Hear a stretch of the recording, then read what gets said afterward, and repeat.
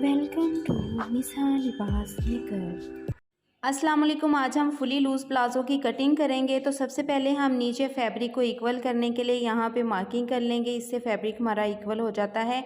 इसके ऊपर हमने लगाना है अपनी फोल्डिंग का निशान। तो फोल्डिंग मैं यहाँ पे 3 इंच ले रही हूँ, आपने अपने अकॉर्डिंग लेनी है और इस निशान को भी हम बिल्कुल सीधा कर देंगे। अब जहाँ पे हमने फोल्डिंग का मार्किंग की है, इसके ऊपर से हमने अपनी ट्राउज़र की जो है वो लेंथ मेजर करनी है। यहाँ पे मैं 36.5 इंचज़ रख रही हूँ, आपने अपने अकॉर्डिंग जो है वो मेजरमेंट लेनी है। तो यहाँ जितना लंबाई में हमारा आएगा, यहाँ पर भी हम एक मार्किंग करेंगे और स्केल के साथ जो है इसको बिल्कुल सीधा कर लेंगे। जो ऊपर वाला हिस्सा है, अब यहाँ पे हमने अपने नेफे की फोल्डिंग के लिए मार्किंग करनी है और इसको भी हमने सीधा कर देना है बिल्कुल स्केल के साथ। अब ये जो आपकी खुलाई होती है, ये आपके हिप साइज़ के अकॉर्डिंग होती है। हिप साइज़ हमारा जो है वो 40 है, तो 40 का हम चौथा हिस्सा लेंगे, 10 इंच आएगा। 10 इंच पे मैंने एक निशान लगाना है। अगर आप फुली इलास्टिक बेल्ट बना रहे हैं तो आपने 4 इंच लूजिंग ऐड करनी है, और अगर आप फ्रंट प्लेन और बैक इलास्टिक बना रहे हैं तो आपने 2 इंच लूजिंग ऐड करनी है। तो मैं 2 इंच करके 12 पे मार्किंग की। अब यहाँ से भी मैं 10 इंच पे, ये देखें, नीचे की तरफ मार्किंग करूँगी और इस निशान को हमने स्केल के साथ सीधा कर देना है। अगेन हमने यहाँ पे भी 12 इंच पे निशान लगाया और स्केल के साथ इस लाइन को भी सीधा कर दिया। क्रॉच के लिए 2 इंच एक्स्ट्रा लूँगी और यहाँ पे क्रॉच की गोलाई कर दूँगी।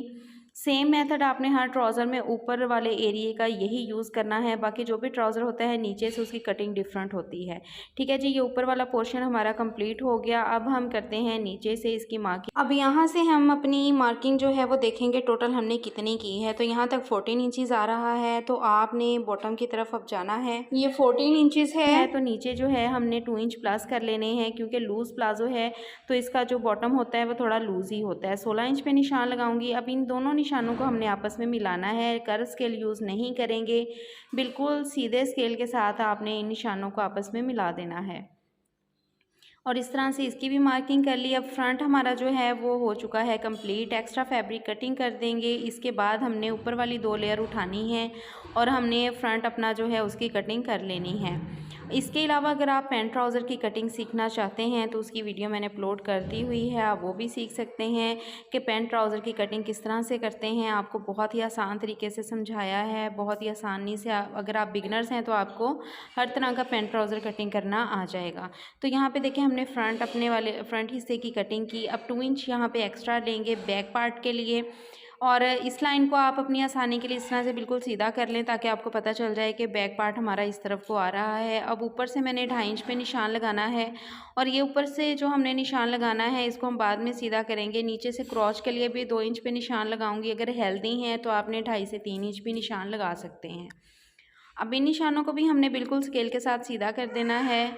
आपकी आसानी के लिए होगा ताकि आपको क्रॉच की गोलाई करनी जो है वो बैक वाले पार्ट के आसान रहे। तो इन निशानों को सीधा करने के बाद हम यहाँ पे देखें जी, इसकी भी गोलाई कर देंगे इस तरह से। आपने सेम यही मेथड यूज़ करना है। जो भी ट्राउज़र आपने कटिंग करना हो उसका ऊपर वाले एरिए का सेम यही मेथड होता है। अब जो बैक पार्ट की हमने मार्किंग की है ना, इसको हमने तिरछे रुख पे इस तरह से निशान को लेंथ के हिसाब से जो है ना, जो लेंथ के लिए निशान लगाया हुआ है उसके साथ हमने इसको जो है वो मिला देना है। ठीक है जी, तो ये हमारी जो बैक पार्ट की कटिंग है। नीचे से भी 2 इंच हम इसका ले लेंगे, इस लाइन को सीधा करेंगे और यहाँ पे भी 2 इंच पे मार्किंग करेंगे। अब ऊपर जो हमने क्रॉच के लिए निशान लिया है, सेम फ्रंट वाले मेथड के साथ जैसे हमने उसको ऐसे सीधा बिल्कुल आपस में मिला दिया था, बैक वाले पार्ट को भी ऐसे जो है ना, ये निशान हमने बिल्कुल सीधा नीचे की तरफ पांचे वाली साइड पे कर देना है।